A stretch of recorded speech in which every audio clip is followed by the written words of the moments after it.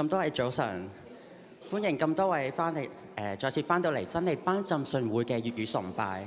喺開始之前，亦都提大家記得將手機校為靜音，以免影響到崇拜嘅進行嘅。咁我哋而家奉聖父、聖子、聖靈嘅名開始今日嘅崇拜。宣召經文詩篇47篇1至2節，萬民啊，你們都要鼓掌，用歡呼的聲音向神呼喊，因為耶和華至高者是可畏的，他是治理全地的大君王。請會眾一同起立，讓我哋一齊用歌聲去頌讚我哋呢位全能嘅父神，獻上頌讚。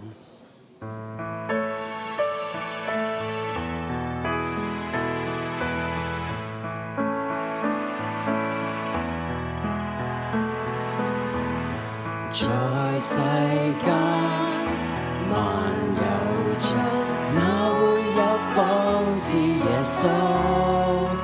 我願眾人竭力眾人，主愛是奇妙浩大，是我主，是救主，作我安穩庇護所。我若只有一息尚存，也要定意敬拜你，獻上頌讚，要吶喊，要眾人各處頌讚，眾山歡呼拍掌。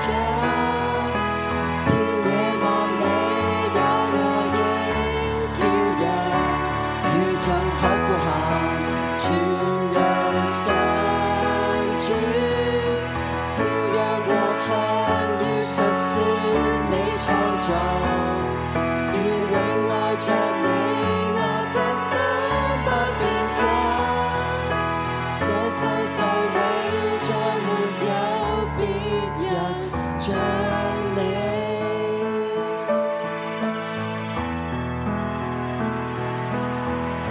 在世間萬有中，哪會有仿似耶穌？眾人竭力眾人，主愛是奇妙浩大，是我主，是救主，作我安穩庇護所。我若只有一息尚存，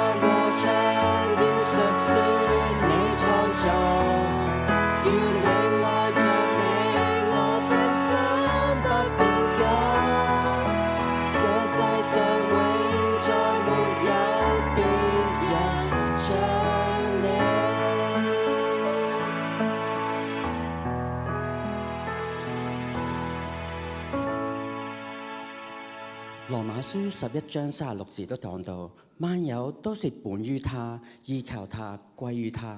讓我哋都俯伏喺神嘅面前，將一切榮耀歸給全能嘅父神。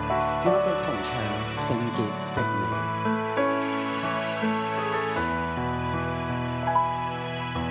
尊貴榮耀美麗，全地萬有也頌揚歌唱。萬世救主永在全能，至高的讚美歸你，一切向主和神。求容讓我進入榮光裏，被殺救主當得讚美。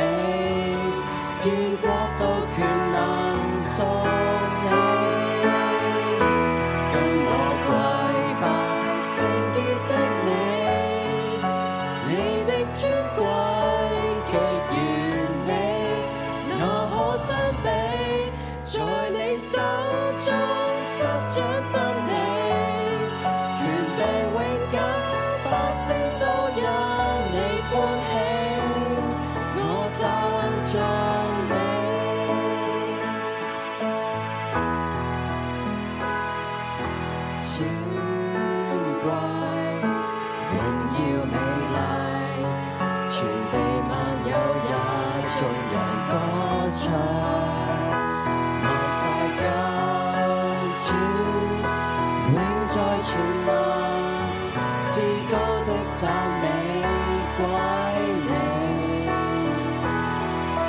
一切向主屈膝，求容讓我進入榮光裏，被殺跟主當得讚美，願國度權能屬你，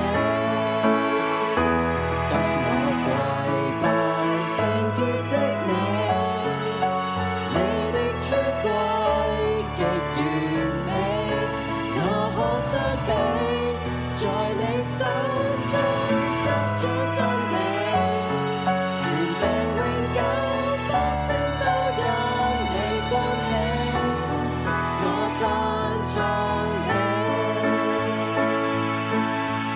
我獻上頌讚到你座前，崇拜君尊救主，跟我跪拜聖潔的你的尊貴極完美，哪可相比？在你手中執掌真理，權柄永久，百姓都因你歡喜，我讚頌你，敬拜屬你。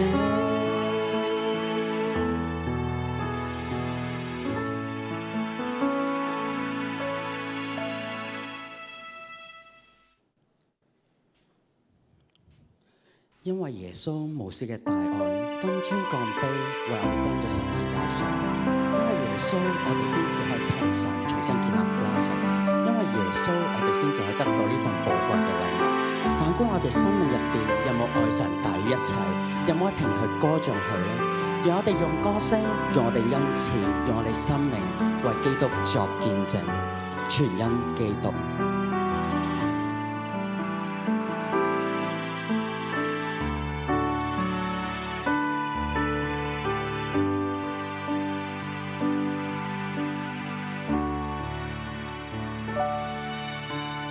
當天誰捨棄萬世尊貴，主降世，彰顯愛到底。犧牲，願上十架都不計，因有你我罪得永遠清洗。是你力變變相，身心拆毀，讓我跪拜從長愛你超過一切，全因基督生命，當高歌不停，高天海就甚是愛石頭也珍榮，萬口宣告耶穌我勝，全地亦多重呼應，基督情人能賜恩典，祝福引你。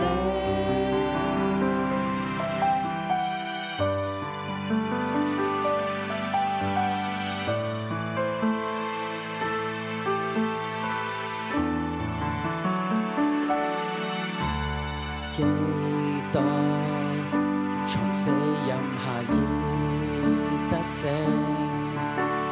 黑暗處施恩作救情。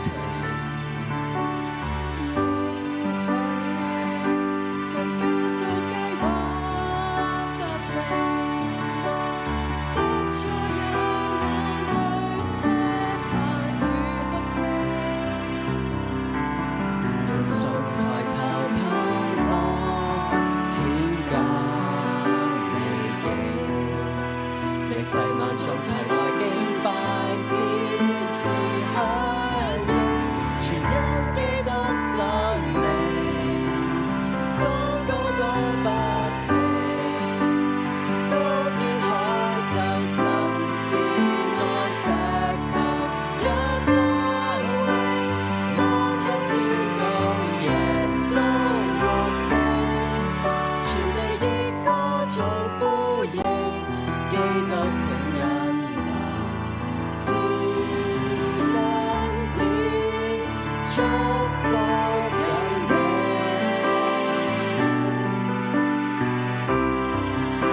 全因基督生命，當高歌不停，高天海就神是愛石頭也讚榮，萬口宣告耶穌獲勝，來吧讓生命呼應基督的恩情，我傾出一生作證。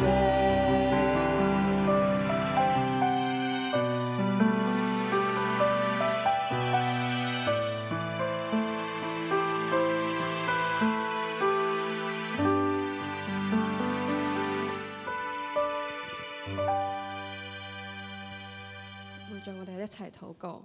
親愛嘅天父，你係全知全能嘅上帝，感謝你喺我哋一生之中一切嘅帶領。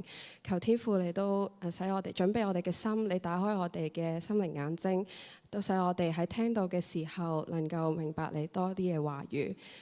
祈禱係奉我主耶穌基督名字求，阿門。今日正道嘅經文係以弗所書第4章1至16節。我為主作囚徒的勸你們，既然蒙召行事為人，就要與你們所蒙的呼召相稱。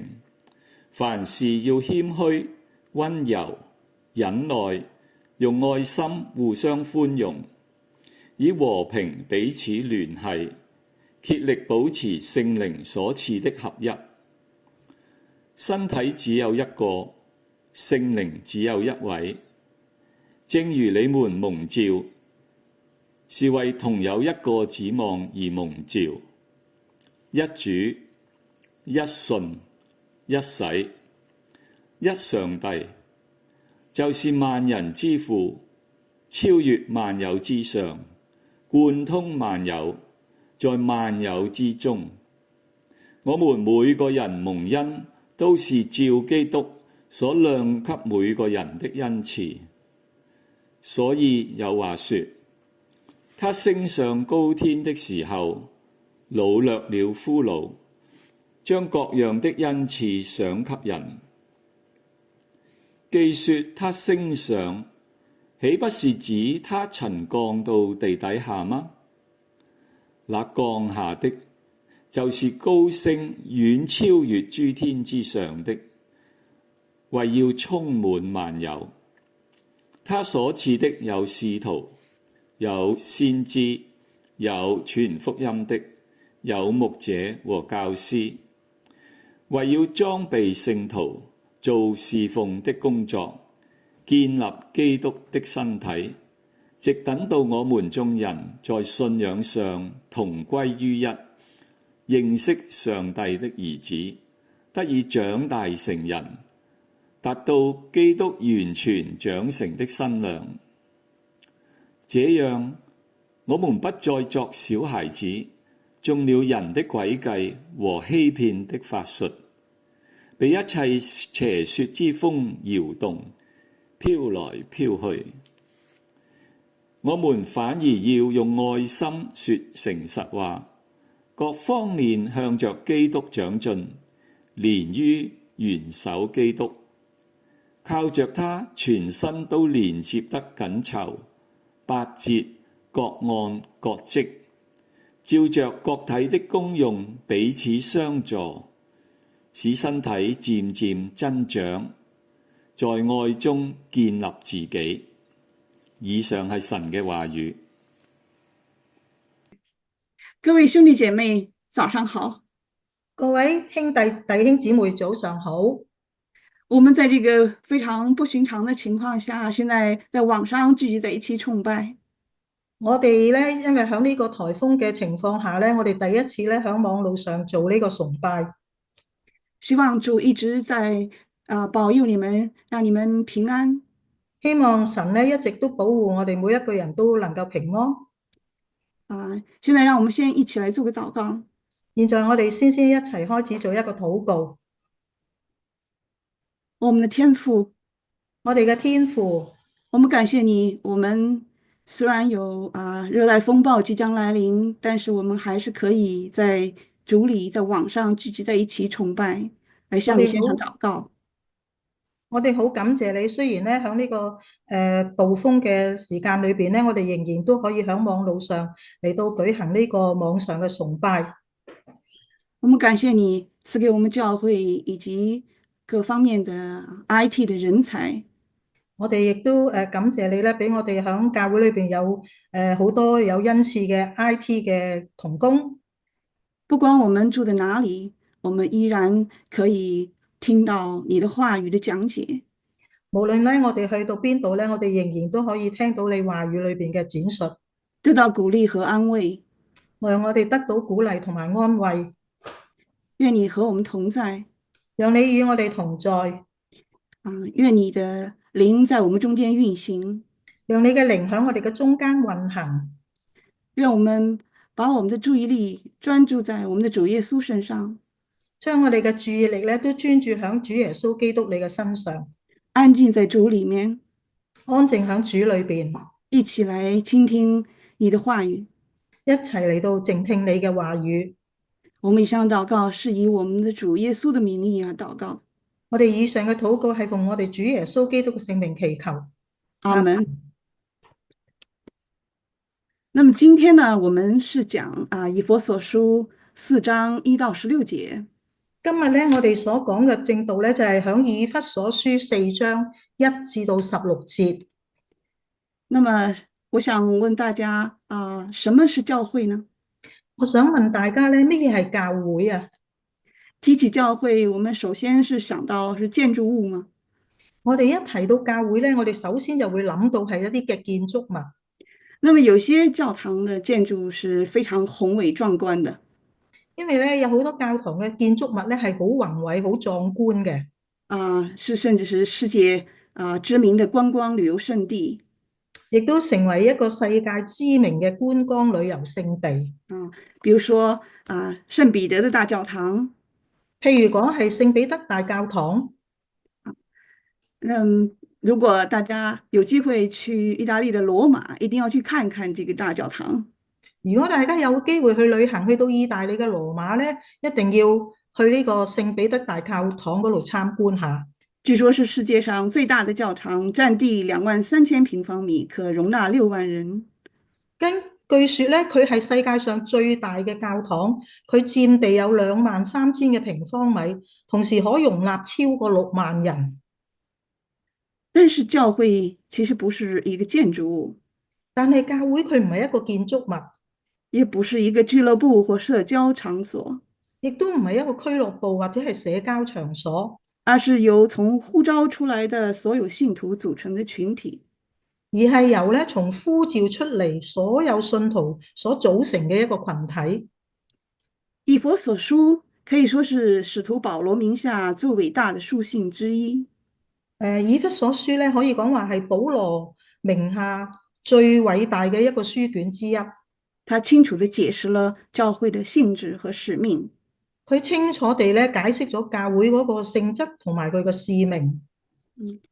如果我們學習以弗所書，我們可以肯定地明白，教會是由不同的在基督裡的新造的人組成。如果我哋咧就學習呢個以弗所書嘅時候咧，我哋可以好肯定地講到教會係由唔同嘅響基督裏邊新造嘅人所組成嘅。那麼尤其在前3章保羅闡明了許多基本教義和神學道理。尤其是咧響前嗰3章啦，保羅咧就指明咗好多基本教義同埋好多神學嘅道理。關於門徒們在基督裏的新生命、福音的奧秘，還有教會如何彰顯神的百般的智慧。講到咧關於門徒響基督裏嘅新生命、福音嘅奧秘，教會點樣彰顯咗神百般嘅智慧。那麼今天我們就來學習這段經文，我們給它分成3段來學習。今日咧我哋就係學習呢一章嘅經文，咁我哋咧就分別咧就用3個主題嚟到講解。那麼第一段我們是看4章1到6節門徒的合一。第一段咧我哋就講到係4章1至到6節，就係關於門徒嘅合一。那麼第2章是4章7到10節，是給予恩賜的基督。第2段咧就講到4章第7至到第10節，就係給予恩賜嘅基督。第3段是4章11到16節，是多樣化恩賜的合一。第3段咧就係講到第4章嘅第11至到第16節，就係多樣化嘅恩賜嘅合一。那麼首先我們看到在4章的第1節呢，保羅第一句話呢就說到，就說我為主做囚徒的勸你們既然蒙召行事為人，就要與你們所蒙的呼召相稱。咁咧，保羅咧喺4章嘅1節咧，佢嗰度咧就提到咧，就話你們即係我為主被囚咧，勸你們啦，我哋既然蒙召行事為人咧，就當與蒙召嘅恩相稱。這裡保羅講了合一的必要性，是因為什麼？既然蒙召，嗰度講到咧話既然蒙召。在希臘原文呢，這個詞呢，就是所以，是一個有邏輯推理性的詞。但係喺希臘嘅原文嗰度咧，係講到話，所以係帶有邏輯推理性嘅。為什麼保羅是認為這是所以呢？他是怎麼到達這個所以呢？點解保羅會講到所以呢？那是因為在前面保羅告訴門徒們，他們在基督裏的屬靈的福氣。因為咧喺之前咧，保羅咧曾經話俾啲門徒聽咧，佢哋喺基督裏面屬靈嘅福氣。這些福氣呢，是靠着賜人智慧啟示的靈才能真正知道。呢啲嘅福氣咧係要靠着賜人智慧啟示嘅靈，先至能夠真正知道嘅，才能認識那榮耀的父恩召的指望，先至能夠認識嗰位榮耀嘅父同埋恩召嘅指望。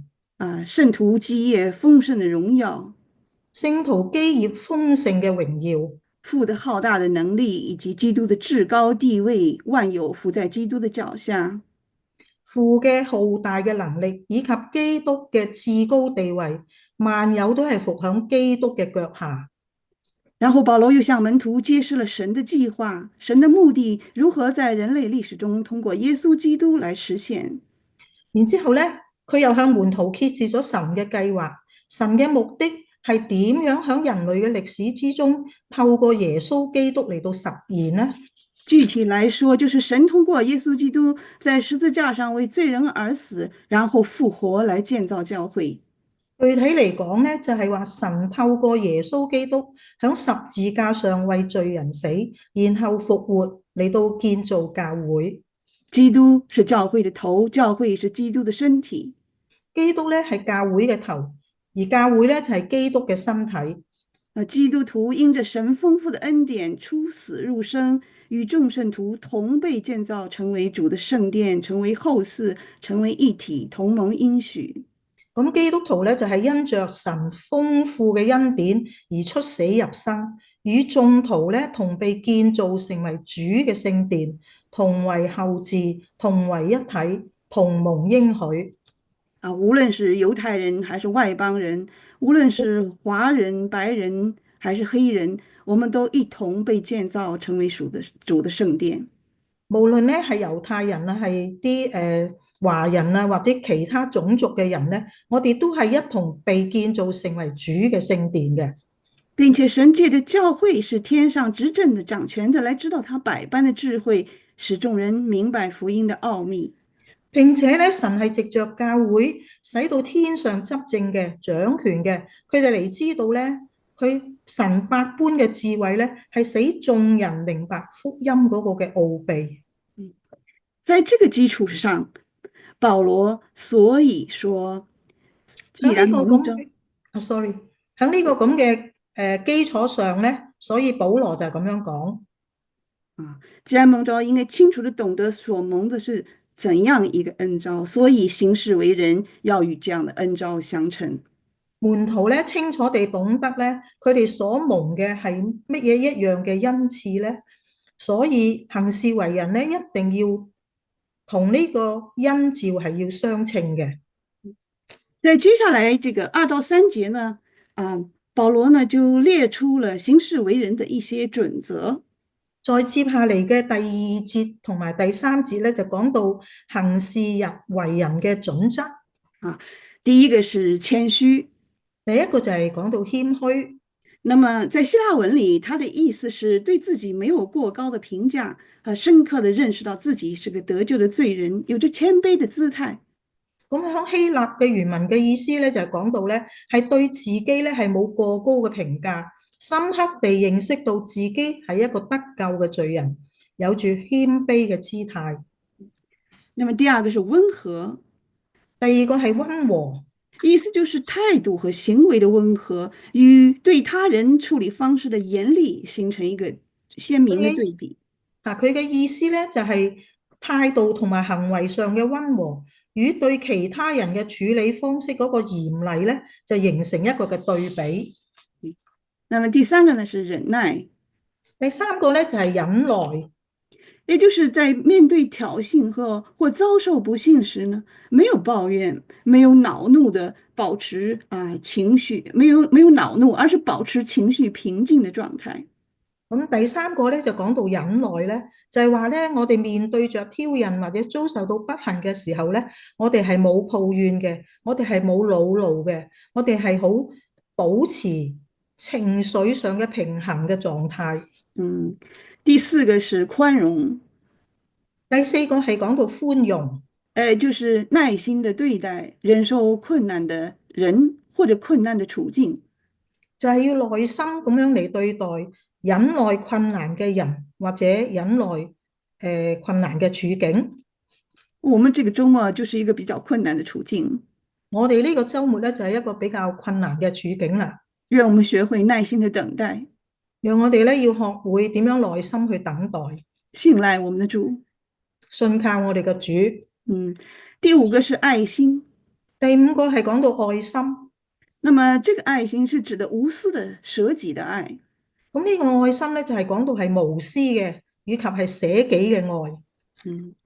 第六個呢是和平，第六個係和平，它講的是人與人之間的這種和諧，就係講到人與人之間嘅和諧。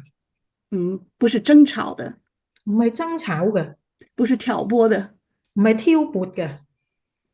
那麼第七個提到就是如何呢應該竭力的保持這種合一。第七個咧就係講到咧，我哋真係要點樣嘅竭力去保持呢個嘅合一。這個希臘文裏這個詞意思是熱心的、渴望的、付出極大努力的。呢個原文個希臘文咧，其實佢嘅意思係講到咧，我哋係熱心嘅、渴慕地嘅、付出極大嘅努力嚟到保持呢個合一。那麼這些呢是蒙召的人應該具備的特徵。最後咧就係講到咧蒙召嘅人咧所賜嘅合一。但是我們還有着堅強的合一的基礎。但係我哋咧仍然有合一嘅基礎。保羅在接下來4到6節給我們列出了這一些堅強的基礎。咁咧響第4章嘅4至6節咧，保羅咧亦都列出一系列嘅合一嘅基礎嘅。保羅提到呢，我們呢是一個身體，也就是基督的身體，同一個教會。保羅咧就提到咧，合一裏邊咧，其中就提到基督嘅身體就係合一嘅一個教會。然而是同一位聖靈，我們擁有同一位聖靈，我哋亦都擁有同一個嘅聖靈。那麼我們擁有同一個指望，也就是耶穌基督，亦都係同一個指望，就指向耶穌基督。我們擁有同一位主，也是耶穌基督。我哋有同一個主，亦都係耶穌基督。我們有一信，我哋有一信。這個信指的是什麼呢？呢個信係乜嘢呢？指的是相信耶穌基督的救贖，接受他做救主和生命的主，並且一生跟隨他。呢個嘅意思就話相信耶穌基督嘅救贖，接受佢作為救主同埋生命嘅主，並且咧係一生要跟隨佢，並且我們擁有一洗，並且我哋要用一洗。很多人問，這個是水洗還是聖靈的洗禮？好多人咧有疑問啦，到底係水禮啊，抑或係聖靈嘅洗禮呢？其實兩者是不可分割的。其實兩者係唔可以分割嘅。當然，當我們相信的那一刻起，我們受的是聖靈的洗禮。由我哋相信嗰一開始咧，我哋就已經接受咗聖靈嘅洗禮噶啦。但是我們要順服主的命令，接受水禮。但係我哋咧要即係按照主耶穌俾我哋嘅命令咧，係接受水禮。因為這個水禮象徵着諸多的聖靈的洗禮的意義。呢個咧水禮咧就象徵着更多聖靈洗禮嗰個嘅意義。雖然它是象徵，但是我們應該順服主的命令去接受水禮。雖然咧佢係象徵式嘅，但係我哋都要接受主耶穌嘅教導咧，我哋係要去接受呢個嘅水禮。那麼最後提到我們有一神，最後我哋提到咧有一個神，是萬人之父，係萬人之父。這個萬人指的是信徒，不是不信徒的。呢啲嘅萬人咧就係指係一啲嘅信徒，唔係指一啲非信徒。他父呢？這個神超越萬有之上，貫通萬有，在萬有之中。就係咧講到我哋嘅父神咧係萬人之上，係貫通晒萬有嘅。也就是說，保羅說我們需要合一，因為我們要與我們蒙的召相稱，我們要具備。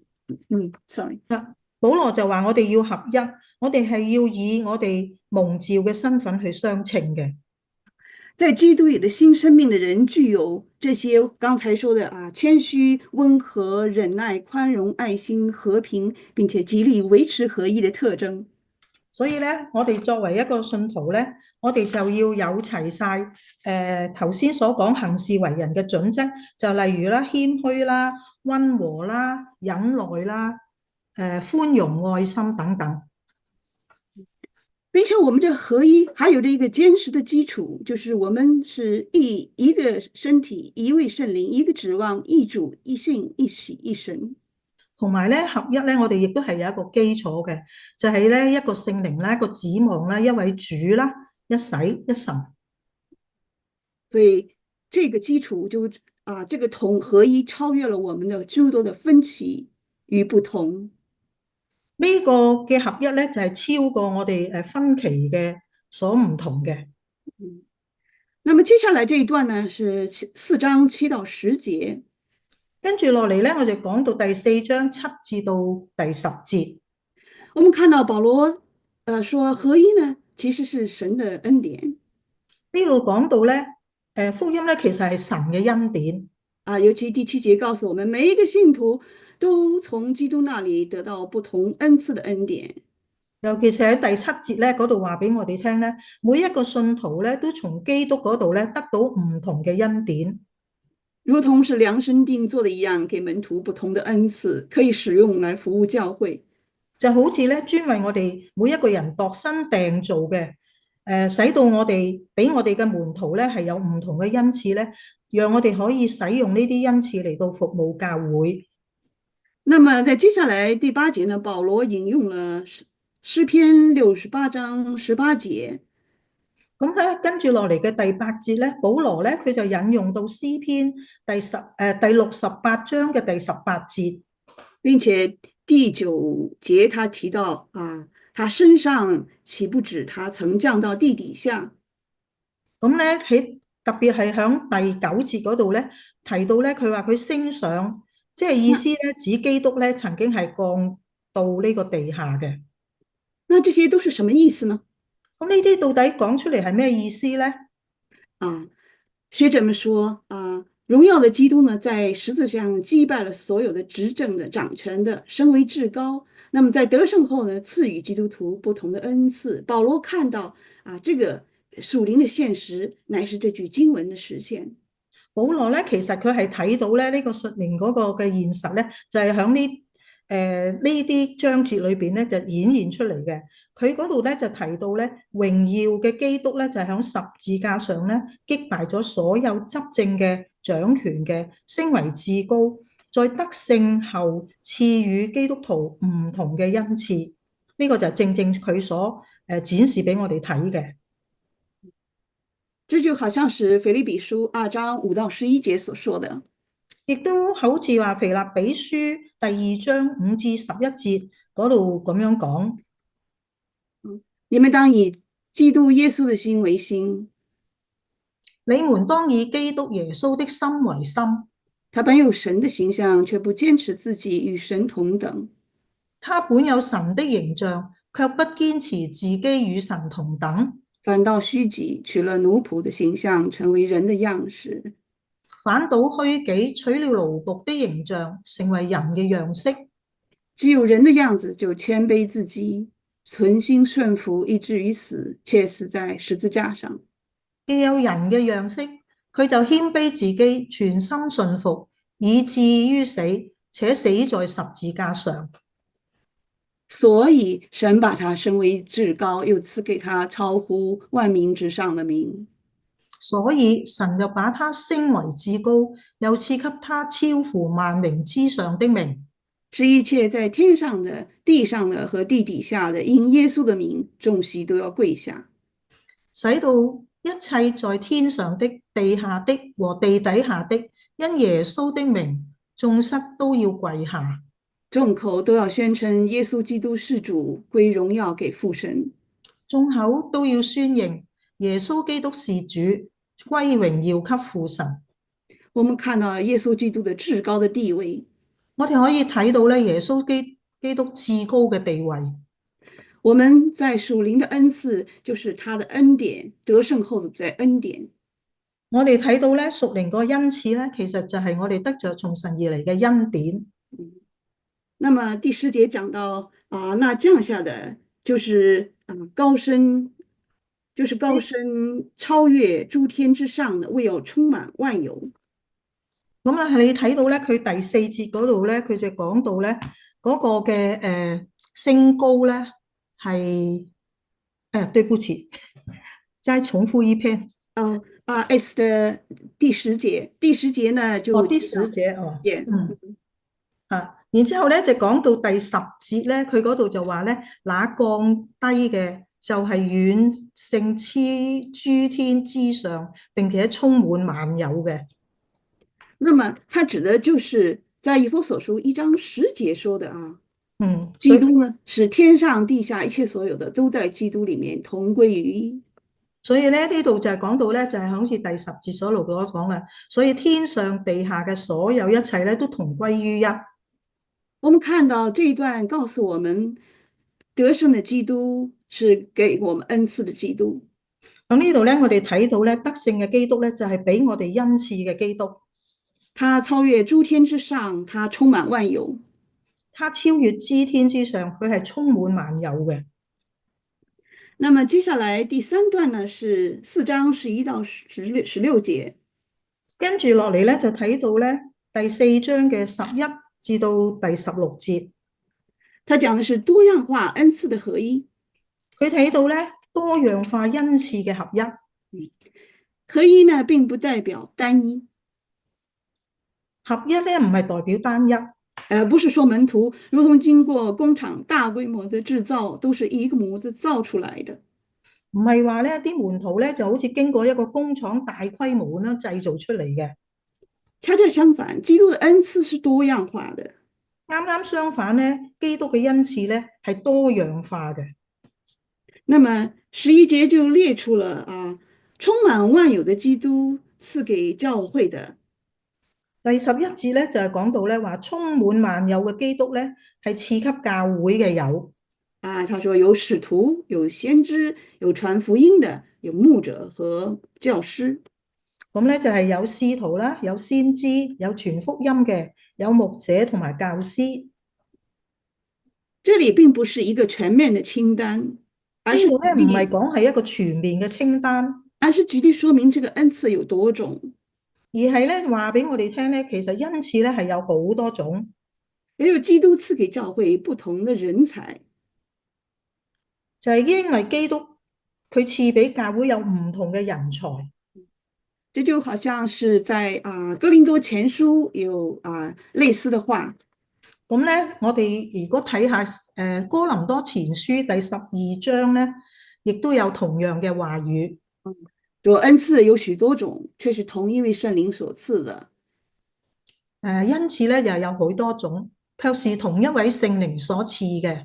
侍奉有許多種，卻是侍奉同一位主。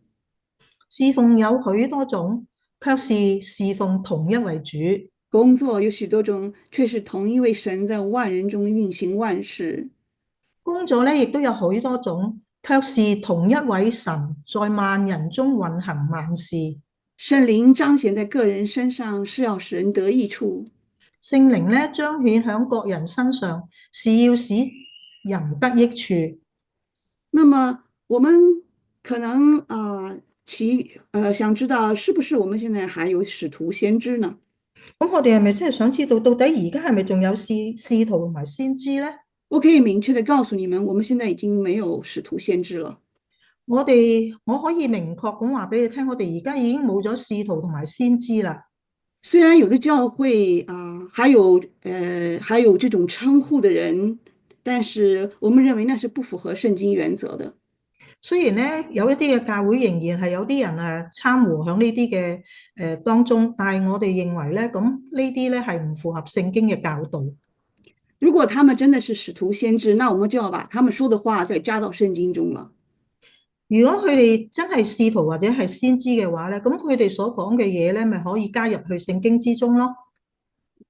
但是我們有看到，就是這個充滿萬有的基督賜給我們教會的使徒先知傳福音的牧者和教師有一些共同點。但係咧，我哋亦都可以睇到咧，喺好多呢咩使徒或者先知裏邊咧，佢哋咧都有個共通點嘅，他們都可以教導神的話語，亦都係可以教導神嘅話語。那這是為了什麼呢？咁呢個係因為咩咧？12節就告訴我們，基督呢在屬靈裡的這個各樣恩賜呢，是有2個目的。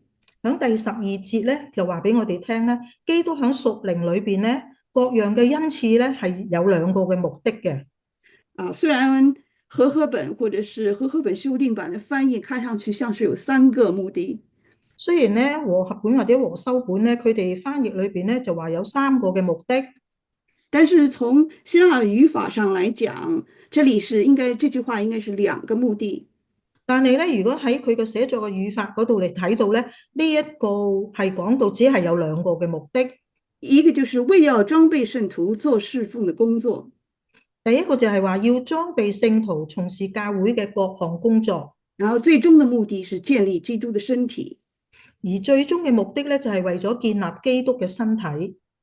也就是說，11節裡的那些恩賜呢，不是為了讓個人自己來牟利，而是亦都係講到咧，好似第11節講到咧，呢啲恩賜咧並唔係話讓個人咧為咗自己嘅利益而做嘅，而是幫助帶領指引所有基督的門徒來參與侍奉，為教會的成長做出貢獻，而係咧幫助同埋帶領以及引導所有基督嘅門徒嚟到參與服事，為教會咧成長做一個嘅貢獻。那麼建立教會又是什麼意思呢？咁建立教會係咩意思呢？所以13節就告訴我們說，要我們眾人在信仰上同歸於一，認識上帝的兒子，得以長大成人，達到基督完全長成的身量。咁喺第13節嗰度就講到啦，直到我們眾人在真道上同歸於一，認識神的兒子，得以長大成人，滿有基督長成的身量。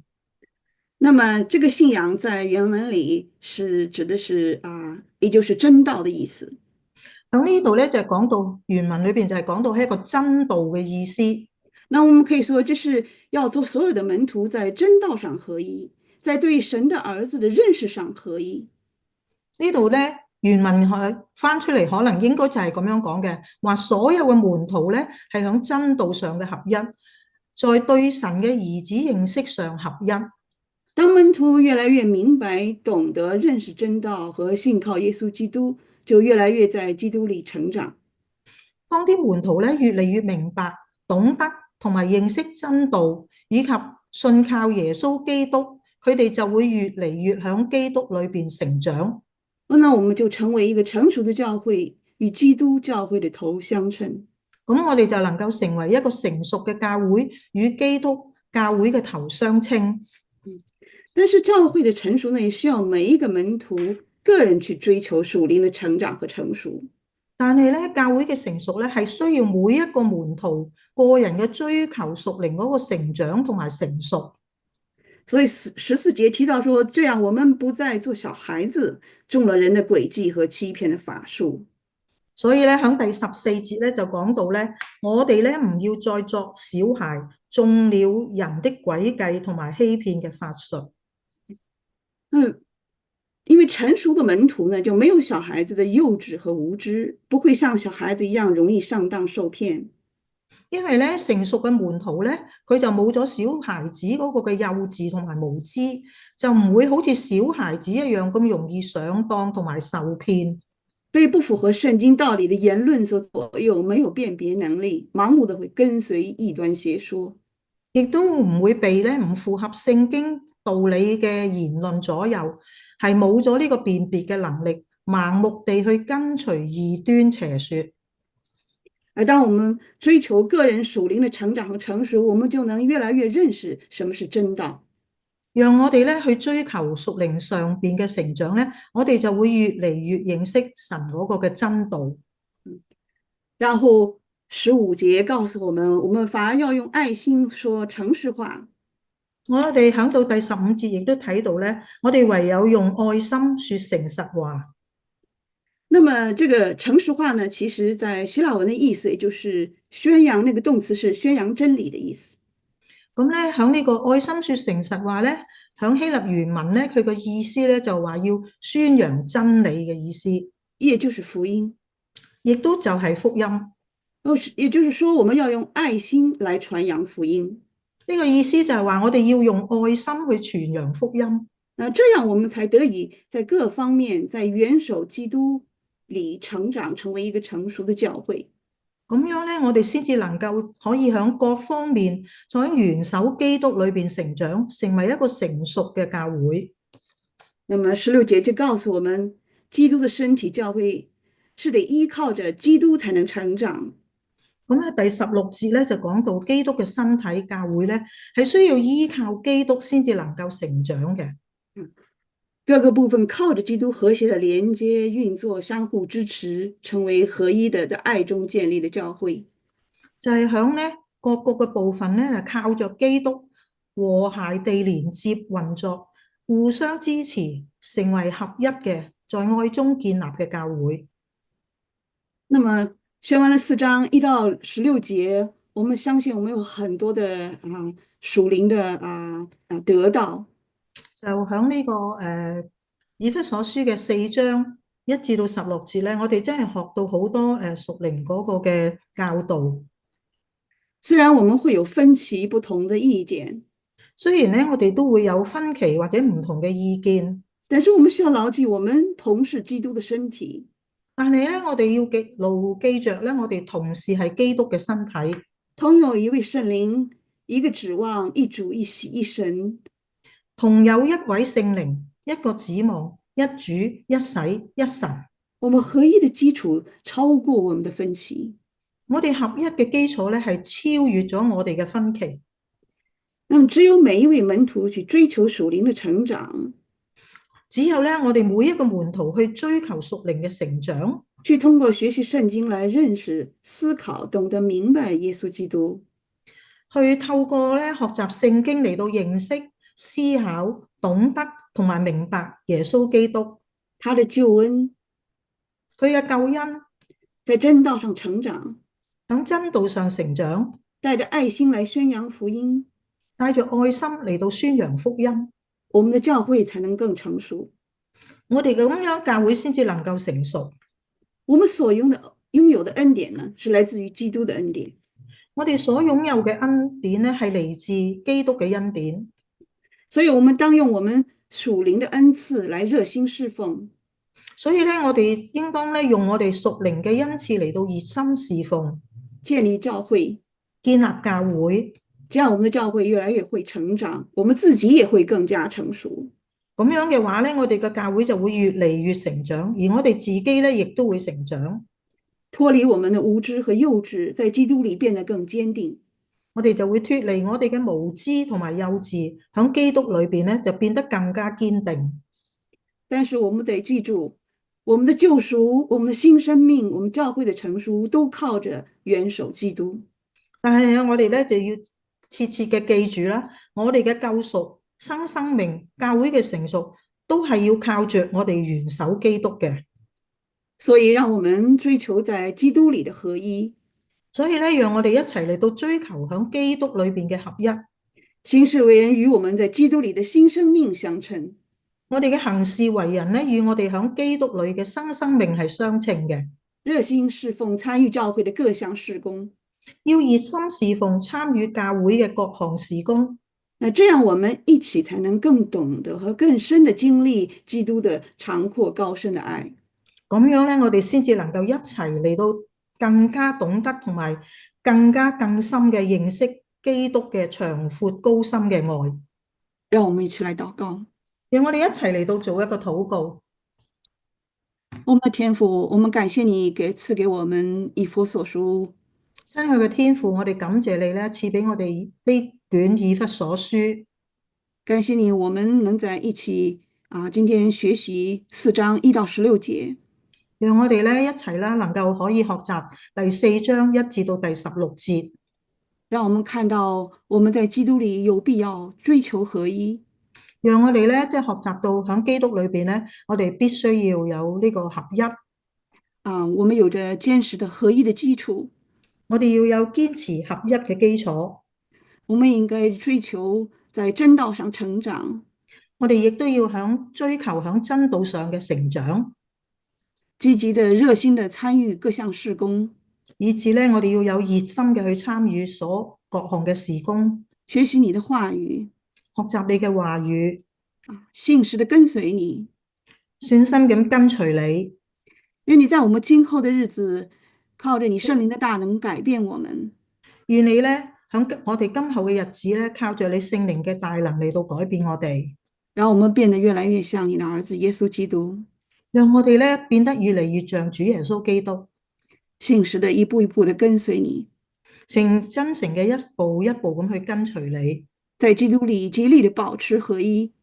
喺基督裏邊，我哋竭力嘅保守合一，直等到主的再來，直至等到主你再嚟。我們感謝你，我哋感謝你，以我們主的名義禱告，用我哋主耶穌嘅名嚟到禱告。阿門。阿門。請觀眾一同起立，讓我哋唱回應詩歌《最美好的獎》。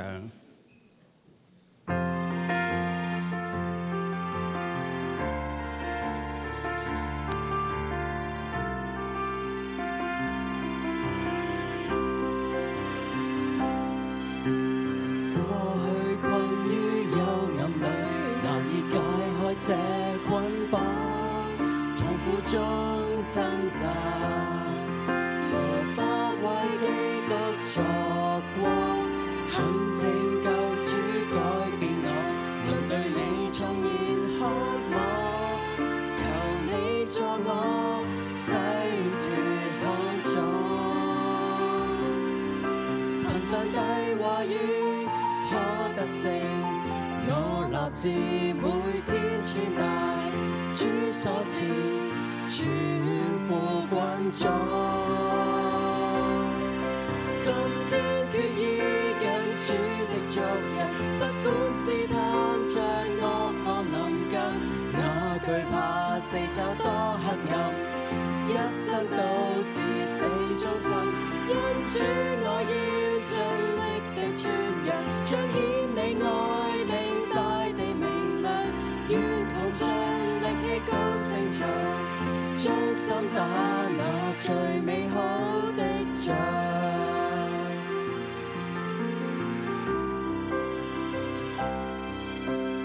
過去困於幽暗裏，難以解開這捆綁，痛苦中掙扎，無法為基督作光。懇請救主改變我，能對你重燃渴望，求你助我洗脫康壯。憑上帝話語可得勝，我立志每天傳達主所賜全副軍裝。今天決意跟主的足印，不管試探像惡浪臨近，哪懼怕四周多黑暗，一生到至死忠心。因主我要盡力地傳揚，彰顯你愛，令大地明亮。願窮盡力氣高聲唱，忠心打那最美好的仗。今天決意跟主的足印，不管試探像惡浪臨近，哪懼怕四周多黑暗，一生到至死忠心。因主我要盡力地傳揚，彰顯你愛，令大地明亮。願窮盡力氣高聲唱，忠心打那最美好的仗。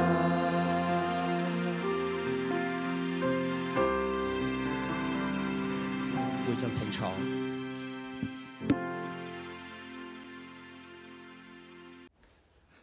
大家好啊，係啦，我哋今日咧就因為天氣嘅緣故啦，所以我哋就改咗喺網上一齊敬拜。咁咧就希望大家喺呢個風暴期間咧都好好照顧自己啦，同埋咧好好做好防風措施啦，唔好周圍去啦。咁咧我相信都因為呢個風着陸之後咧，應該都好快就會恢復正常噶啦。咁咧，如果你有啲咩需要咧，或者係幫忙要清理屋企咧，咁啊可以同教會講。咁我哋咧試下睇下可唔可以安排到人咧嚟去幫手嘅。咁咧而家就主要報告一樣嘢咧，就係我哋下星期日咧就係一個嘅多元文化主日。咁我哋咧都為咗呢個崇拜咧都做咗好多嘅準備功夫。咁亦都咧好希望大家咧喺下星期咧就穿着一個自己嘅民族服飾啊。咁如果你係中國人咧就可能你係啲少數民族嘅，咁有啲少數民族特色服飾嘅都可以穿着啦。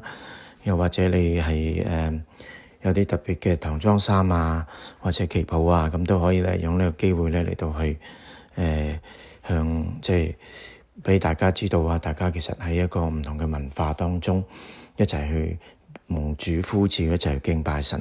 所以呢個咧係一個非常之好嘅一個嘅機會咧嚟到去讚美神啊，因為咧佢對我哋咧實在係好好噶。咁咧就除咗呢樣之外咧，就要注意咧下星期啊，即係16號嗰日咧，我哋嘅兒童主日學咧就會照常嘅。但係咧崇拜咧，記住係9點半喎，唔係10點半。咁所以咧9點半嘅時候咧，小朋友咧就要去準備好要登記嚇，然後咧就會去呢個主日學噶啦。咁咧就我哋知道咧係下星期我哋嘅多元文化主日之後咧，崇拜之後咧就會有一齊去分享食物嘅時候。咁我哋咧已經聯絡咗有10幾個國家唔同嘅地方嘅小食咧，我哋都會喺我哋嘅活動室對出嘅一個嘅空地裏邊咧嚟到去進行。咁如果落雨嘅話咧，我哋會改喺大禮堂嘅出邊嘅個 pergola 嘅地方。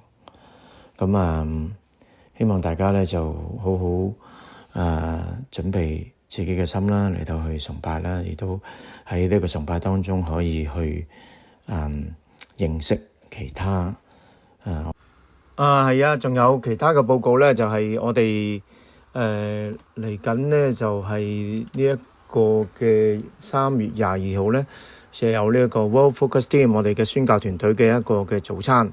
咁咧就如果你去想了解下我哋教會嘅宣教士嘅動向咧，就可以喺嗰日嘅7點至9點鐘喺我哋嘅大禮堂嚟到去出席。咁你見到如果你想出席嘅話咧，就請你 RSVP Lee Wilson 或者係我哋教會嘅 office。咁咧我哋可以去將你個名記低，方便咧當日嘅飲食嘅安排。咁另外咧，我哋教會亦都有一個叫做 Barefoot Bowls， 就係赤腳嘅草地滾球，就係3月15號星期六就係嚟緊呢個禮拜六啦。就咧每人20蚊，係包括食嘢嘅，就喺呢個叫 Salisbury 嘅 Community Sports Club 裏邊。咁如果你想參加咧，亦都歡迎你聯絡我哋教會嘅辦事處，或者咧我哋嘅 Men's Ministry。咁咧 email 已經喺熒光幕上面啦。仲有咧，我哋有個 Church Family Dinner 啦，就係3月21至23號。咁咧就係喺我哋大禮堂嗰度咧，已經有一個壁布板啦，上邊有兩邊嘅，一邊就係你可以做主人啦，一邊咧就係你做客人嘅。咁你寫低你個名咧，我哋教會就會安排你去到某一個家庭裏邊，一齊咧同其他弟兄姊妹咧有一個嘅少少嘅 dinner 一個家庭咧通常招呼嘅都係6個人左右度嘅啫。咁請大家可以聯絡我哋嘅辦事處，知道更加多。好啦，咁我嘅報告到呢度，咁而家咧我哋就將時間咧就交俾我哋嘅關懷禱告。感謝讚美主，你嘅愛寬闊高深，你係充滿榮耀、尊貴、威嚴、慈愛、憐憫嘅神。主啊，我哋要專心仰望你，我哋唔依靠自己嘅聰明，要省察我哋自己嘅罪，喺一切所行嘅道路上面認定你，你必指引我哋當行嘅路。感謝你聽我哋嘅禱告。住喺 Brisbane 40幾年，第一次有颱風正面襲擊 Brisbane， 祈求主耶穌基督嘅寶血遮蓋，保守每一個人民嘅平安。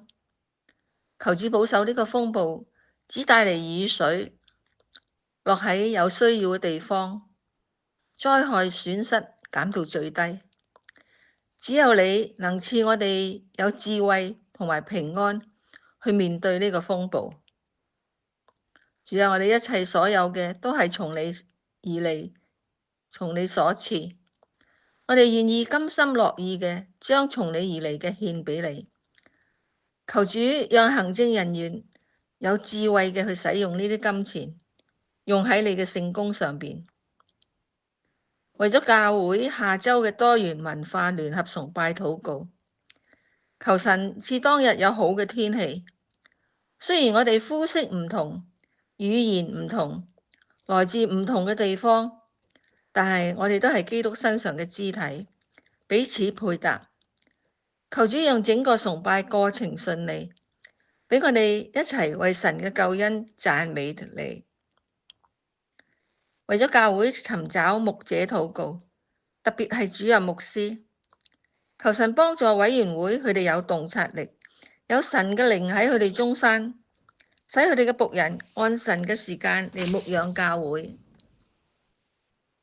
更加係為咗教會嘅董事會同埋教牧委員會禱告，求神叫新加入團隊嘅弟兄姊妹可以同團隊有好嘅合作同埋溝通。按住神嘅旨意，讓教會有更好嘅發展。最後，我哋係為到身體有疾病同埋處喺困境中嘅弟兄姊妹禱告，求主醫治同埋帶領，讓佢哋信心堅定嘅倚靠你，有主嘅平安喜樂環繞佢哋。多謝天父垂聽我哋嘅禱告，奉耶穌基督嘅聖名祈禱，阿門。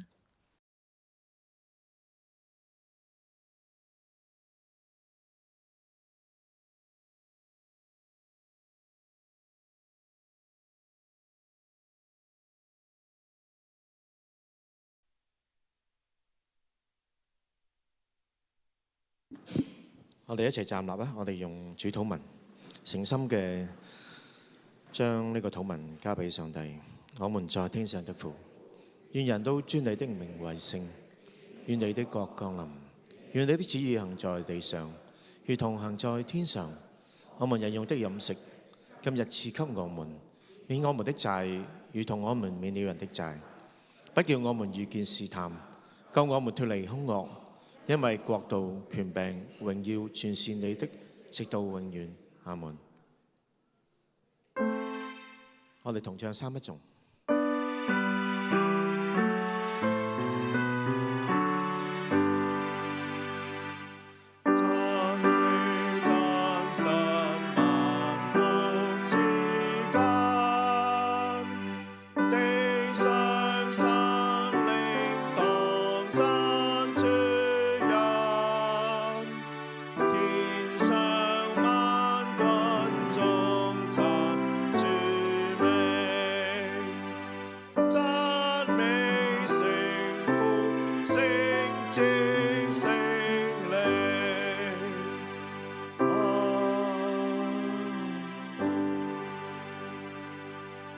我哋低頭領受從神而嚟嘅祝福，願天父嘅慈愛、主耶穌基督嘅恩惠、聖靈嘅感動，常與我哋眾人同在，從今時直到永永遠遠。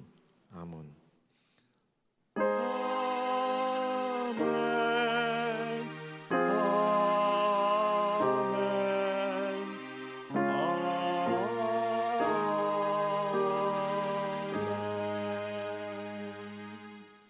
觀眾請坐，默禱之後係散會。